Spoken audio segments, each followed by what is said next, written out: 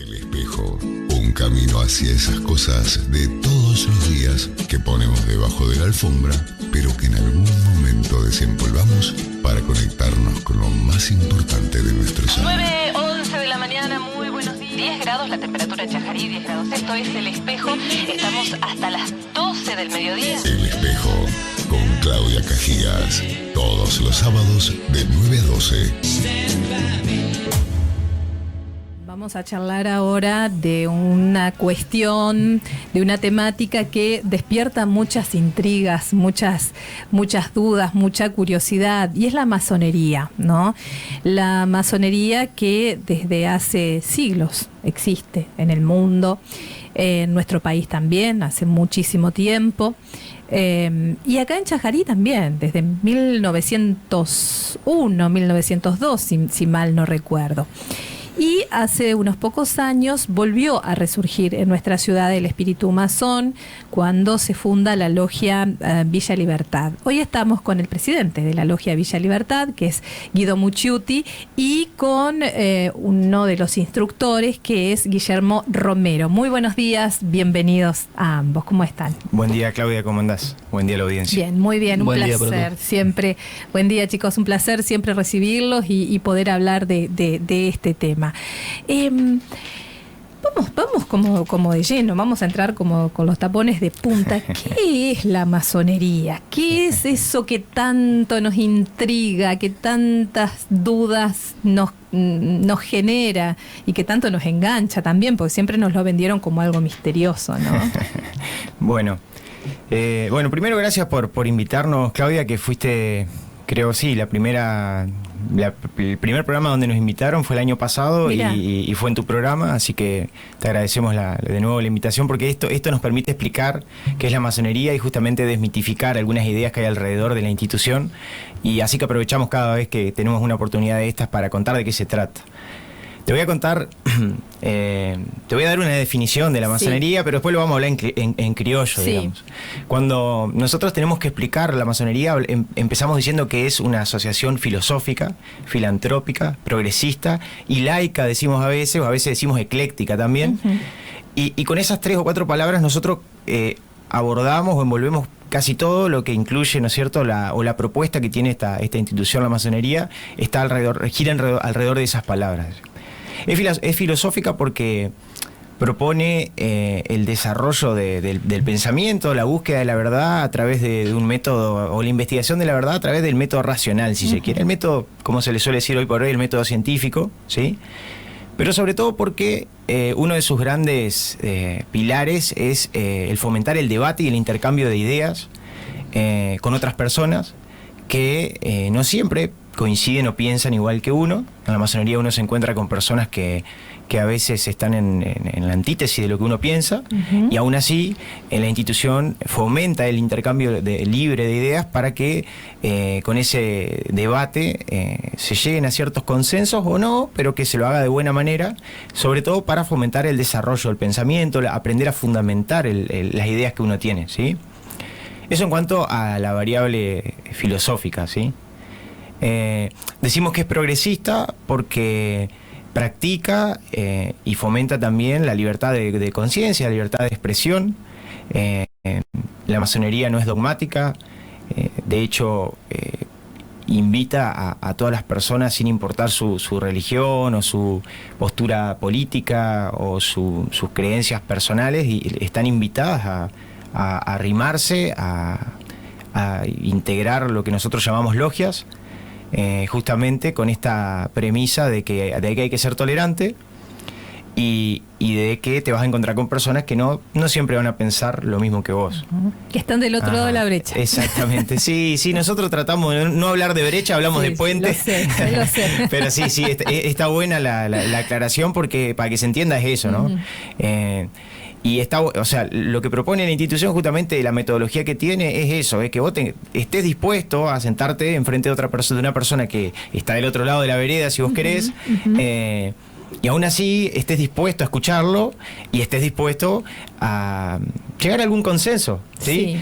Nosotros trabajamos mucho en lo que son en la conciliación de las ideas y no en las posturas destructivas, digamos, que no permiten solucionar ningún problema, y además de que estamos convencidos de que gran parte de los problemas que hoy en día tiene la sociedad toda es por esto, porque hay una falta de diálogo, una falta de consenso, hay desidia de las personas que tienen responsabilidades y que por ahí deberían fomentar más la unión antes que la separación, ¿no? ¿Y qué tipo de temas? Cuando ustedes se reúnen, por ejemplo, en un templo masón, después vamos a explicar qué es un templo masón, ¿qué tipo de temas abordan desde esta óptica que vos decías, filosófica, filantrópica, ecléctica, en donde personas que quizás piensan muy diferente, abrazando el racionalismo, este método, debaten ideas? ¿Qué tipo de ideas, qué tipo de temas abordan? Bueno, porque por ahí pareciera como que queda todo muy allá. Exacto. Discusiones filosóficas uno lo asocia con, qué sé yo, Sócrates, Platón, exacto, Aristóteles. Vale, ¿no? la pena esa aclaración. Sí. Sí, cuando decimos filosófica, no es que nos sentamos concretamente a estudiar un filósofo, una filosofía concreta, sino que más que nada se trata de una búsqueda o de la construcción de una filosofía por ahí. Y en cuanto a los temas que tratamos, no hay un límite fuera de lo que es, por ejemplo, la política partidaria o la religión. Ese es el límite, no se habla de política partidaria o religión. Exactamente, porque es lo que generalmente suele provocar el disenso, digamos, o los conflictos, si se quiere. De ahí en más, cualquiera es libre de plantear el tema que quiera, ¿sí? ¿Por ejemplo? Por ejemplo, no sé, lo pongo desde mi punto de vista, desde mi trabajo, por ejemplo, yo puedo, por ejemplo, hablar desde la tecnología, por ejemplo, de la influencia que puede llegar a tener. Después, por supuesto que se pueden hablar temas políticos, pero, a ver, siempre abordándolo desde lo político y no la política. ¿Sí? No sé si se entiende esa diferencia, sí, pero... totalmente, no desde la política partidaria. Exacto. ¿No? A ver, los temas que ustedes abordan, pregunto como para entenderlo, ¿tienen algún anclaje social, algo que está sucediendo, algún problema concreto que está sucediendo en este momento en la ciudad, en el país, en la provincia? ¿O son temas que, qué sé yo, las consecuencias del desarrollo tecnológico, ponele, o temas más científicos que quizás no tienen un anclaje en el día a día, por más que los científicos siempre tienen una relación con el día a día, ¿no? Pero ¿se entiende sí, a dónde voy? Sí, como te decía, en realidad no hay un límite y eso depende de cada uno, ¿sí? Depende de la visión que tenga cada uno o el contacto social, si se quiere, porque por ahí puede pasar, como decía Guido, es algo que es muy ecléctico y no todos compartimos las mismas ideas, no todos tenemos la misma visión, no todos tenemos el mismo compromiso por ahí, si se quiere. Entonces, cada uno lleva el tema que le atañe a cada uno. Pero principalmente lo hacemos para abordar el simbolismo que nosotros trabajamos, por ejemplo, y qué es lo que nos está aportando la enseñanza de la masonería. ¿Sí? Digamos, la masonería propone 3 grados, ¿sí? Dentro de su método, la masonería te dice que existen 3 grados. Esos grados tienen que ver con niveles de comprensión de cierta simbología, como vamos a ver un poquito más adelante. La masonería, todo el simbolismo de la masonería gira alrededor de la construcción, ¿sí? O sea, hay escuadras, hay compases, hay muros, hay pavimentos. Entonces, hay 3 grados. ¿Sí? El primer grado se llama grado de aprendiz, el segundo grado se llama grado de compañero y el tercer grado se llama grado de maestro. ¿Sí? Son como los grados, los escalones que van ascendiendo, claro, la gente que ingresa a una logia. Sí. ¿No? ¿Por qué hay 3 grados? Hay muchas personas que piensan naturalmente que esos grados tienen que ver con jerarquías. En realidad tienen más que ver con el universo o el contexto de símbolos que en cada momento uno tiene. ¿Por qué esto? Y esto está relacionado con la pregunta tuya de qué temas se charlan. Sí. En el grado de aprendiz, por ejemplo, hay ciertos símbolos, es un grado que se suele llamar muy introspectivo y lo que la institución te propone en su primer nivel, si se quiere, es el autoconocimiento, el desarrollo del autoconocimiento. Entonces, ¿por qué Entonces, digamos, toda la temática que generalmente un masón que pertenece a la logia, toda la temática que lleva al debate, gira en torno de ciertos símbolos que invitan al desarrollo del autoconocimiento. Esto no quiere decir que, no sé, vos en Gado Aprendiz no vas a poder hablar de ciertas cosas y sí vas a poder hablar de otras cosas.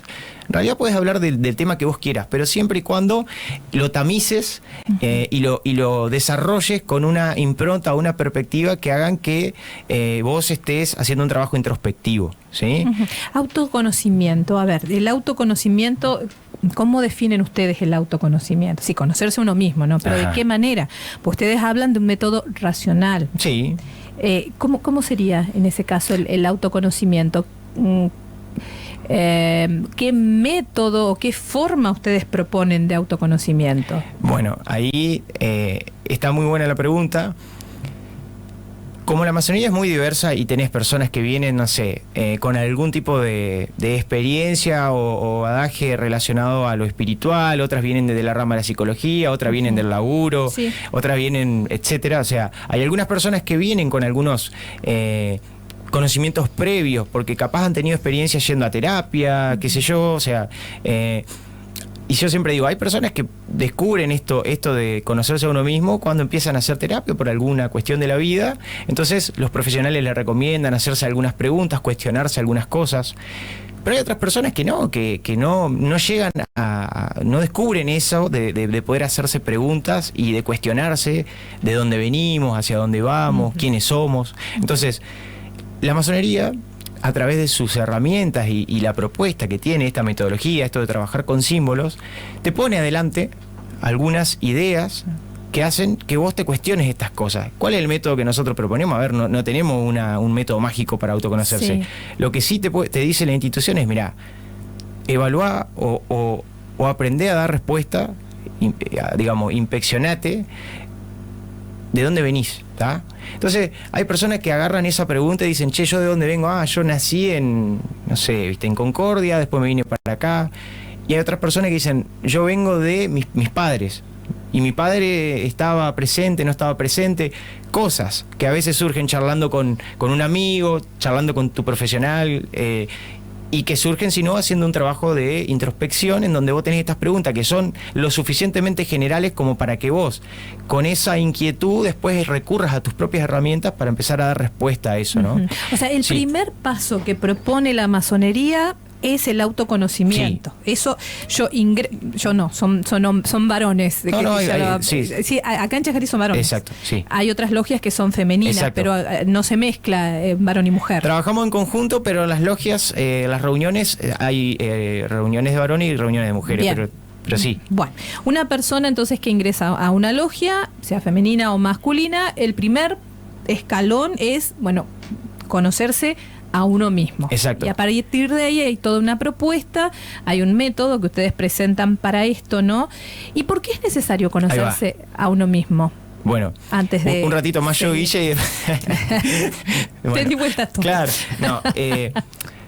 Como todo es muy alegórico y simbólico en la masonería, el autoconocimiento para nosotros es el cimiento de un edificio. Es decir, vos cuando arrancás a construir tu casa no arrancás por el techo, ¿no es cierto? Ahí teníamos una imagen, Pablito, en donde estaban los símbolos, una imagen, un dibujo, creo que era de un edificio en construcción y demás, que estaba junto con las imágenes de los símbolos. Bueno, como todo es muy alegórico en la institución, parte de la alegoría es, a ver, vos cuando empezás a construir no arrancás por el techo de tu casa, ¿sí? No. Arrancás por las bases de tu casa, los cimientos, etcétera, y hacia arriba. Entonces, ¿por qué para nosotros es importante el autoconocimiento? Porque es parte de la filosofía o de la metodología de la institución, que vos, para poder avanzar hacia otros conocimientos exteriores o para poder ayudar a alguien o para poder aconsejar a alguien, primero tenés que empezar por vos mismo, ¿sí?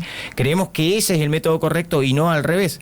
Habrás escuchado más de una vez la famosa frase, se enseña con el ejemplo, digamos, que es difícil ser padre o maestro y enseñarle a alguien si después vos le decís una cosa y haces otra, digamos. Entonces, como la masonería al principio te decía que es filantrópica y todos los esfuerzos que se desarrollan dentro de la institución tienen el objetivo de que finalmente impacten en la sociedad en forma positiva, entonces partimos de la base de que tenés que de conocerte a vos mismo, saber en qué sos bueno, en qué sos malo, qué tenés que mejorar, para después ser consecuentemente un mejor ciudadano y finalmente, en el mejor de los casos, que eso tenga un impacto en tu casa, en tu familia, en tu trabajo o en el lugar, en el ámbito que vos elijas, porque no hay una bajada de línea, ¿no? Claro. No hay que, o sea, conocerse a sí mismo no es que yo voy a ir a hacer terapia.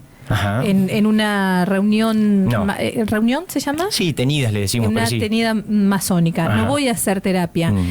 Pero sí voy a tener como ciertos parámetros, ciertos ítems que me van a ayudar a reflexionar en ese sentido, ¿no? De quién soy.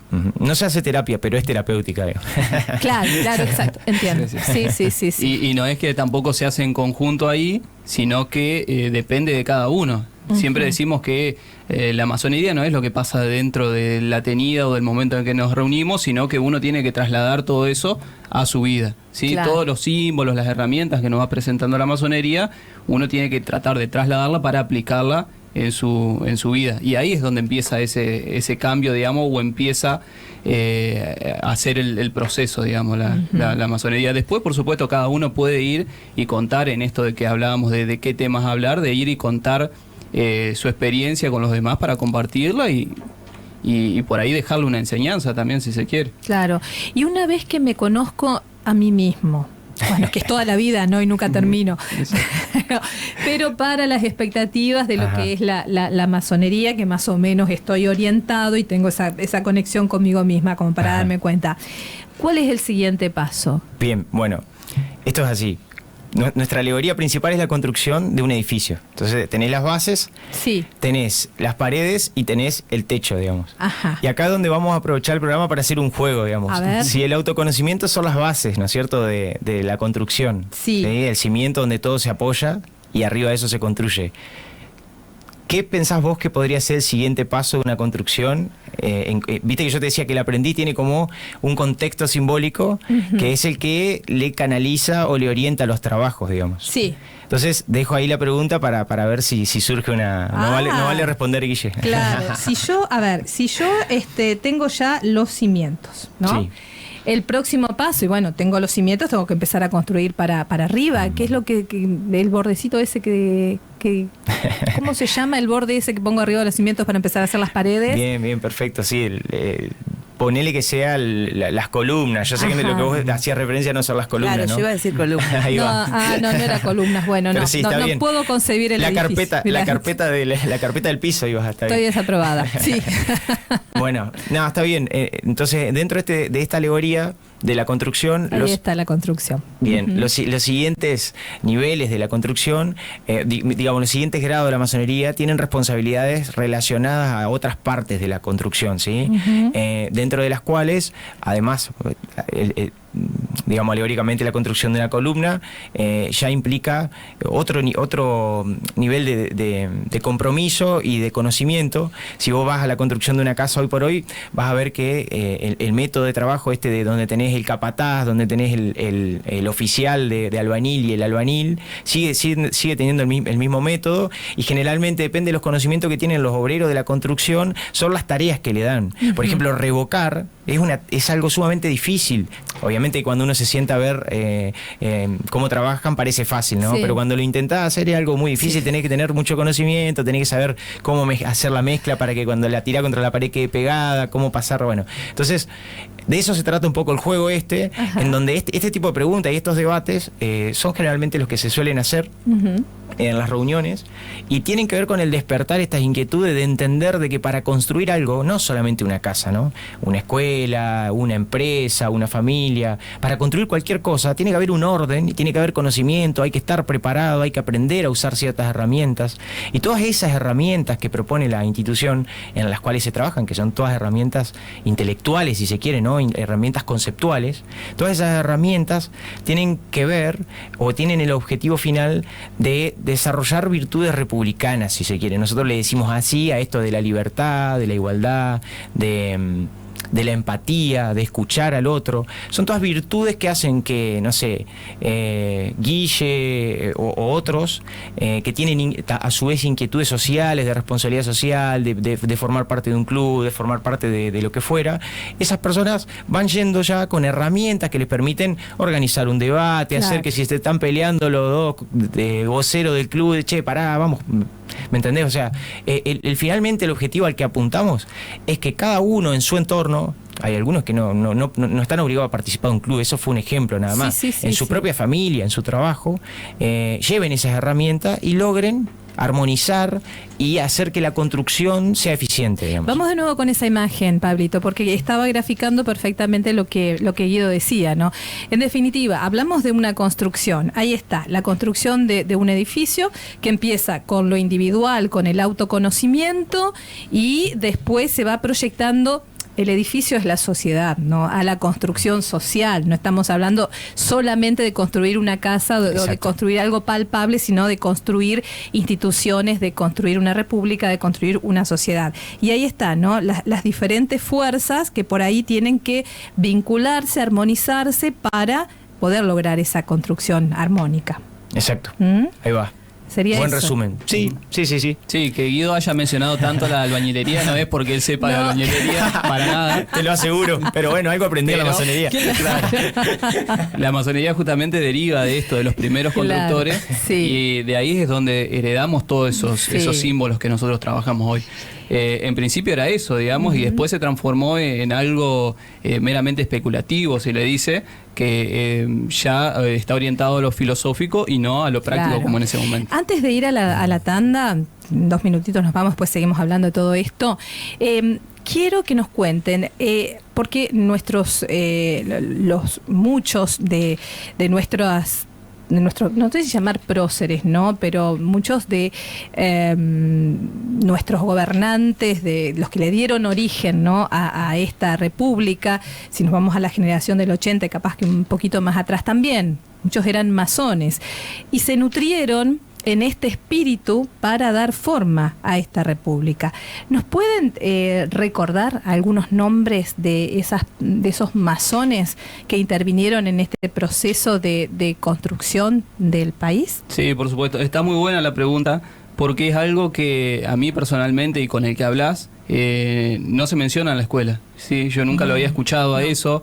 Incluso, bueno, tengo a mi hija en la edad de secundaria y ahora, a través de algunas movidas que estamos haciendo nosotros, por ahí empieza a surgir esto, pero no es que se diga concretamente cómo influyó la masonería en la formación de nuestra república. El mayor ejemplo que nosotros tenemos, o la referencia, es San Martín, ¿sí? Para nosotros lo llamamos el gran iniciado, ¿sí? El libertador de América. Pero la realidad es que, sobre todo en el principio de la historia como república de la Argentina, hay muchos nombres, ¿sí? Si ponemos a buscar en la historia, por ejemplo, de la primera Asamblea Constitucional, 11 de los 12 miembros eran masones, ¿sí? 11 de los 12 miembros. Exacto, sí. Creo que Ascuénaga era el único que no era masón. La Junta Grande sería. Es la primera junta. La primera junta, exacto. Sí. Y bueno, de ahí en más, en la historia han pasado muchos presidentes, por ejemplo Sarmiento, que también fue gran maestre de la masonería en Argentina, Alberti, muchísimos hubo.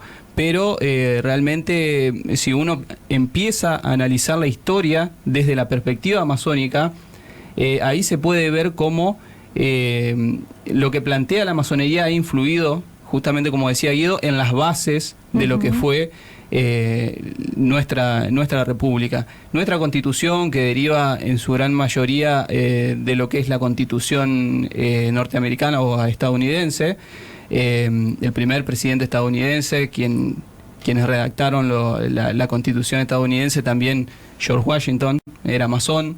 Digamos, es como que todo va derivando desde ahí, y así hay un montón de ejemplos que la verdad que da para analizarlo con mucho más tiempo. ¿Qué cosas de nuestra constitución están impregnadas del espíritu masón? Podemos verlo ahí claramente. Bueno, yo te doy más que de la constitución, un ejemplo más reciente, que es la ley 1420, creo, la de educación libre, laica y gratuita, digamos. Eso es un desarrollo o sea, es una ley totalmente redactada dentro de una logia masónica. O sea, Sarmiento conforma una logia docente, básicamente, que eran todos miembros docentes, con el objetivo de que redacten una ley haciendo análisis de todas las perspectivas, y el resultado de eso fue esa ley, ¿sí? Uh-huh. Entonces, que es la que regula, ¿no es cierto?, la educación pública uh-huh. en la Argentina. Y algo un poco más reciente, que no me acuerdo el número de la ley, es la ley de medio ambiente de educación ambiental ajá. integral, 27.627 creo que es. Esa es del 2021 y también fue concebida dentro de la masonería, uh-huh. digamos, y fue aprobada por unanimidad en el Congreso y ya fue adoptada por todas las provincias. ¿Y en qué vemos, por ejemplo, el espíritu masón en esa ley? ¿En qué características? ¿En qué cosas que plantea? Y básicamente para nosotros el hecho de, puntualmente hablando, la de la educación libre, laica y gratuita sí. es básicamente el hecho de que la educación esté al alcance de todas las personas, la alfabetización básicamente de todas las personas, y sobre todo que sea laica, ¿sí? Que después las personas profesen la religión que quieran, lo pueden hacer, digamos, fuera de la escuela, pero que en la escuela sea laica, digamos. La educación es como uno de los grandes pilares de la masonería, sí, ¿no? Sí, la educación es como la base de todo. Sí, por eso promueven también el estudio y seguir formándose, y por eso en cada una de las tenidas, de los encuentros masónicos que ustedes tienen, instan a esto, a seguir ustedes mismos, ¿no? A seguir estudiando, formándose, debatiendo ideas. Dale, pero vale la pena aclarar que, digamos, no es que en la masonería se te toma examen, claro. donde hacen, vos cuántas capitales conocés, o sea, hay personas de todos los rubros, de todas las profesiones, personas que son emprendedoras, personas que son empleados. No estamos hablando de una cuestión elitista. No, para nada, todo lo contrario. De hecho, eso creo que es la piedra angular de la masonería, es el hecho de que vos llegues a una logia y te encuentres con personas que de otra manera no te encontrarías, por la sola razón de que generalmente sus amigos son grupos de afinidad que se conocen de la escuela, que del deporte, pero generalmente uno, si no fuera, digamos, la masonería logra que vos te encuentres con personas que de otra manera no te las cruzás, uh-huh. y por lo tanto te encontrás con personas que piensan cosas o tienen realidades totalmente diferentes.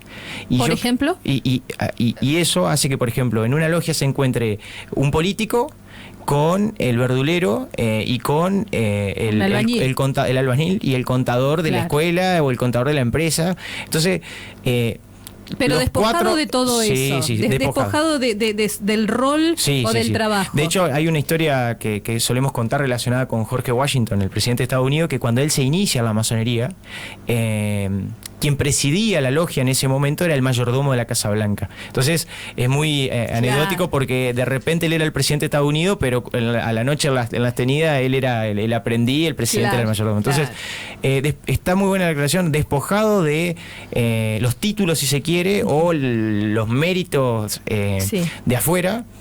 ¿Para qué? Para que en ese plano de igualdad, tanto el albañil, el verdulero, el emprendedor y el político se lleven su salario, le decimos nosotros, y lleguen a las conclusiones que tengan que llegar. No sé, el político se da cuenta o se entera de cuáles son las 5 realidades diferentes, y a su vez el emprendedor, se entera de que ese político que, no sé, uno pensaba por un prejuicio que era así, en realidad ahora está más cerca y lo ve de otra manera. Entonces, todos se benefician, ¿sí? Sin duda que en la historia de la masonería, de hecho después te vamos a mencionar algunos que estuvimos haciendo, te vamos a contar un poco la investigación histórica que estuvimos haciendo. Bien. Pero en la historia de la masonería, por una cuestión creo yo, de objetivos, hay muchos políticos, hay muchos líderes tanto de la política como de la parte privada, que pasaron por la masonería, digamos, uh-huh. y yo creo que no es casualidad, es porque encuentran ahí un lugar donde seguir mejorando en su tarea de liderazgo, digamos. Te pido un minuto, enseguida seguimos charlando, tenemos que ir con nuestros anunciantes. Estamos hablando de la masonería. ¿Qué es? ¿Qué hace? ¿Para qué? ¿Qué es lo que hace aquí en Chajarí también? Fragmentos de la vida cotidiana.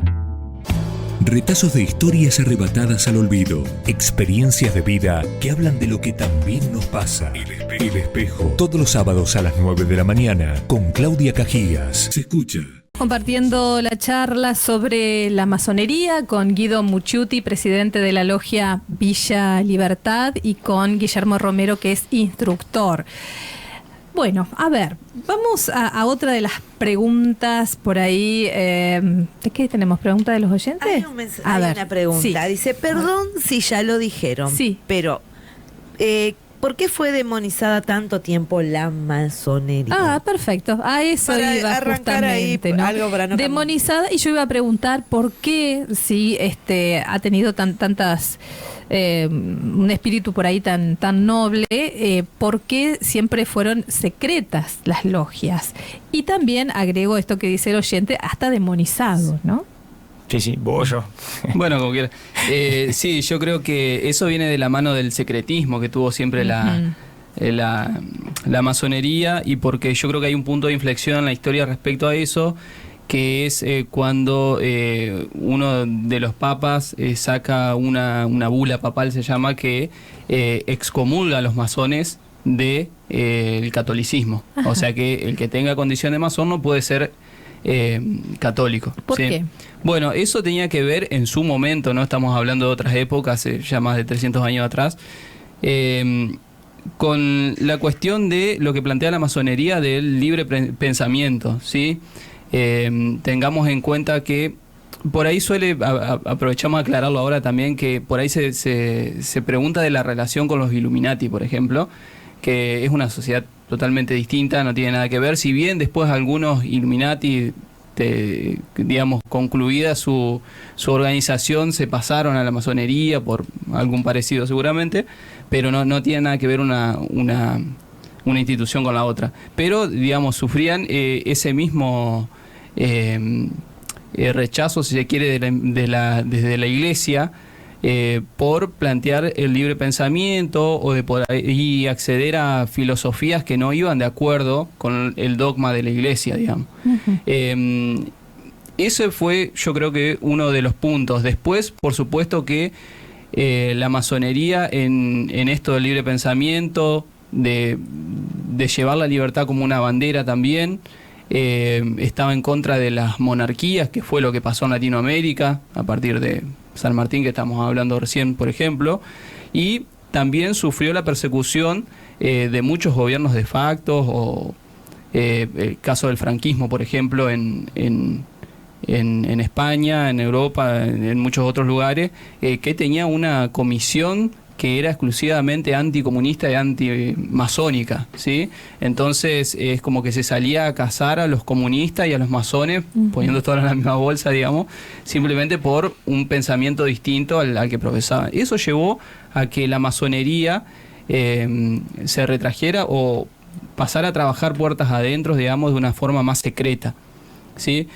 Y yo creo que a partir de ahí es que nace, a partir del secretismo, digamos, de que la gente piense, si están ocultando algo es porque es algo malo. Claro. ¿Sí? Claro. Y otro punto es que la masonería como institución tampoco salió a responder a esas agresiones, si se quiere, sino que, como se está haciendo más que nada el último tiempo, como lo estamos haciendo nosotros ahora, tratamos de contar un poco qué es la masonería para desmitificar eso, ¿sí? Pero contando, tratando de contar lo que hacemos, ¿sí? Pero sin responder directamente a esas agresiones. Ahora está mucho más abierto, yo creo que hay un cambio de pensamiento respecto a eso, pero hace no mucho tiempo atrás fue así. Sí, ustedes se están presentando públicamente, están accediendo a hablar, a mostrar lo que son los templos masónicos, igual a nivel nacional, Por ¿no? eso, a ver, en resumen, en la época en que, como decía Guillermo, hubo una inflexión y comenzó por ahí la historia macabra de la masonería, fue una cuestión política, digamos, en una época donde la institución preponderante era la iglesia, y había otra institución que, entre comillas, amenazaba, digamos, por una cuestión de libre pensamiento, de que se reunían personas de todas las religiones en un lugar a debatir. Claro. Digamos, fue una cuestión política lo que hizo esto de la bula papal, que, o sea, señaló a los masones. Y ¿qué año estamos hablando de esa bula papal? Y estamos hablando, a ver, la bula no recuerdo el año, pero la masonería moderna se organiza en el 1717 aproximadamente, y fue más o menos en esa época, exactamente. 1717. Entonces, claro. eso fue una cuestión, o sea, hoy por hoy nosotros, que la sociedad, digamos que el conocimiento, la educación, la alfabetización es algo mucho más común que en esa época, las instituciones hoy por hoy no tienen ningún tipo de hecho, hace no mucho tiempo lo escuchaba al padre Marcelo contando que están haciendo una encuesta en todas las iglesias para preguntarle a los feligreses algunos asuntos relacionados a la familia, relacionados al divorcio, etcétera, para ver qué piensa, digamos, su gente de ciertos dogmas que hoy tiene la iglesia, y que la iglesia ha ido flexibilizándose un poco al respecto de eso, porque hoy la conciencia social, la conciencia de la sociedad en promedio ya, digamos, entiende qué cosa es política y qué cosa es realmente un asunto religioso o un asunto personal, básicamente. Sí. Esto viene de la mano de una anécdota que me contabas recién en privado, que me gustaría que la compartas, ¿no? Después que estuviste con Oscar Arnau en Ahora Noticias. Exacto, ¿qué pasó? Sí. Después de que, bueno, siempre más o menos en esta época, fin de año, tratamos de participar, de mostrarnos un poco, de hacer alguna reunión para invitar a la gente a que se entere un poco de qué es lo que hacemos. Y en esto de que salimos en el noticiero, fui a hacer un mandado a comprar algo, y el comerciante que me atendió me reconoció. Y bueno, él me dice, vos primero me preguntó si era Chajarí, sí, le digo, me dice, yo te veo que vos sos el que está y como que no me decía la palabra, digamos.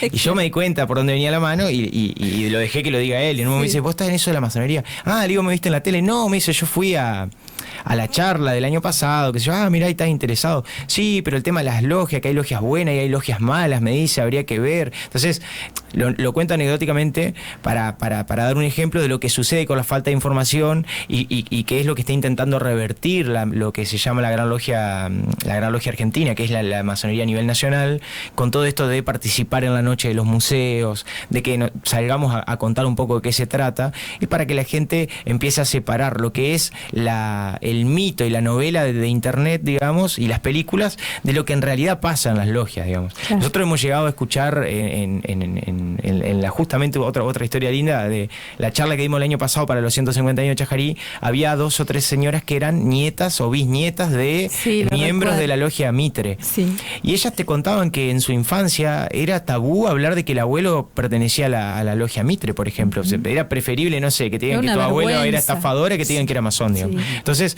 eso...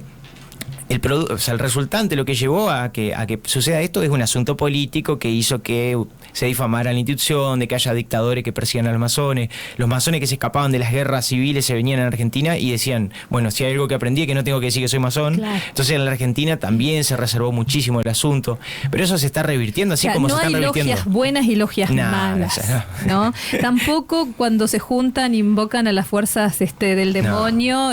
No, bueno, eso también, otra palabra que hace mucho ruido de la palabra ritual, digamos. Sí. Entonces, ritual y templo, ¿cómo si son racionales, claro. Si no está la religión de por medio, ¿cómo hablan de un templo? Claro, pero porque la definición de templo, todas las religiones tienen su templo. Para nosotros el templo es, digamos, si hay algo a lo que nosotros le hacemos culto, es a la razón, y para nosotros son, digamos, entre comillas, sagrado, por eso se llama templo, el espacio donde se juntan personas a debatir libremente, digamos. Claro. Entonces, en realidad también viene por el simbolismo de la construcción de un templo. Nosotros, como veíamos en las imágenes de hoy, toda la alegoría, todo el método se basa en la construcción. Ajá. Entonces, la masonería, cuando deja de ser operativa, como contaba Guilla hace un rato, y comienza a ser especulativa, que le decimos nosotros, es cuando dejan de construir catedrales, ahí está la imagen, cuando dejan de construir las catedrales que se construían para el cristianismo, y como la tecnología de construcción fue cambiando, la piedra dejó de usarse, se empezaron a usar otras cosas, todas esas metodologías y esas costumbres que tenían esos constructores, dijeron, che, ¿qué hacemos con todo esto? Hace años que nos reunimos, construimos, tenemos grados, entonces, ¿qué hacemos con todo esto? Bueno, empezaron a migrar lentamente a conservar esas costumbres, pero hacerlo de modo especulativo, simbólico, digamos. Claro, bueno, ahí estamos viendo el compás y un martillo. El martillo, sí. Bueno. El mazo. A ver, el mazo, ¿qué significaría eso? Bueno, mira, esos son tres símbolos bastante conocidos de la institución. El compás es el símbolo que la representa, con la escuadra, que generalmente muestran el compás y la escuadra y la letra G. La piedra es muy conocida también porque es la materia prima de toda construcción. Simbólicamente, la materia prima de toda construcción, en una construcción alegórica como la nuestra, somos las personas que vamos formando parte de esa institución. Y el mazo es una herramienta que nos recuerda el trabajo, que le decimos nosotros el trabajo duro o el trabajo bruto, que es cuando uno arranca recién, que empieza a trabajar con una piedra, que es un trabajo, si se quiere, de fuerza, en donde hay que ponerle mucha voluntad a las cosas para que empecemos a tener la disciplina de cultivar ideas, si se quiere, más refinadas o más sublimes, digamos. Entonces, con eso lo que te estoy contando es un poco cómo esos 3 símbolos a nosotros nos conducen a llegar a la conclusión de que tenemos que pulir nuestros defectos, digamos. Pero bueno, ese es un poco el juego del análisis simbólico. Ahí tenemos otra imagen. Sí, ese es un cuadro, en realidad es un cuadro, ahora no me voy a acordar, me va a matar el que me lo prestó, el nombre del autor, es un cuadro muy conocido. Nosotros tenemos un gran símbolo que es el gran arquitecto del universo. ¿Qué simboliza eso? Cuando te decimos que la masonería es progresista y que